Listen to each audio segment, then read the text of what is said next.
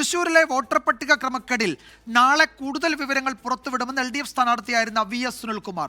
ആരോപണങ്ങളുമായി ബന്ധപ്പെട്ട് VS സുനിൽകുമാർ മുഖ്യ തെരഞ്ഞെടുപ്പ് ഓഫീസറുമായി കൂടിക്കാഴ്ച നടത്തി. വോട്ട് ക്രമക്കേട് കൃത്യമായി തെളിയിക്കുമെന്ന് UDF സ്ഥാനാർത്ഥിയായിരുന്ന K മുരളീധരനും പ്രതികരിച്ചു.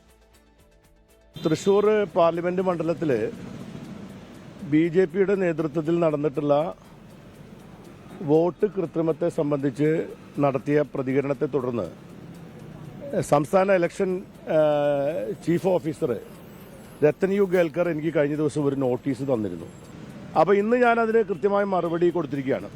10,000-കണക്കിന് വോട്ടുകൾ BJPയുടെ കേഡർമാരുടെ വോട്ടുകൾ മറ്റ് മണ്ഡലങ്ങളിൽ നിന്നും ഇവിടേക്ക് വ്യാജമായി വ്യാപകമായി ഓർഗനൈസ്ഡായി RSSന്റെയും BJPയുടെയും സംഘടനാ സംവിധാനങ്ങളും ഈ ഇലക്ഷൻ കമ്മീഷന്റെ പരിപൂർണമായ ഒത്താശയോടും കൂടി ഇലക്ഷൻ നിയമത്തിന്റെ റൂളുകളെയെല്ലാം കാറ്റിൽ പറത്തി ഈ നിയമങ്ങളെയെല്ലാം നോക്കൂത്തിയാക്കിക്കൊണ്ടാണ് വളരെ വ്യാപകമായി ഇപ്പോൾ 10,000-കണക്കിന് വോട്ടുകൾ അവിടെ ചേർക്കപ്പെട്ടിരിക്കുന്നത്.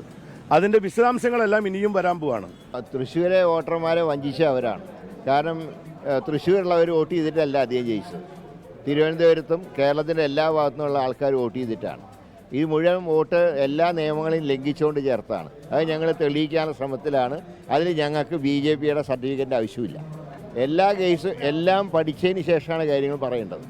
അതായത് ഒരിക്കൽ തട്ടിപ്പ് നടത്തിയിട്ട് കണ്ടുപിടിച്ചില്ല എന്ന് വിചാരിച്ചാൽ എന്തെങ്കിലും തട്ടിപ്പ് കണ്ടുപിടിക്കും. അതാണ് അദ്ദേഹം മനസ്സിലാക്കേണ്ടത്. ലോകത്തെവിടെയായാലും ഏത് സമയത്തും 24 വാർത്തകളും ഓഗ്മെന്റഡ് റിയാലിറ്റി പാക്കേജുകളും എക്സ്പ്ലെയിനറുകളും വിശദമായി കാണാൻ ഞങ്ങളുടെ YouTube ചാനൽ നിങ്ങൾക്ക് സബ്സ്ക്രൈബ് ചെയ്യാം.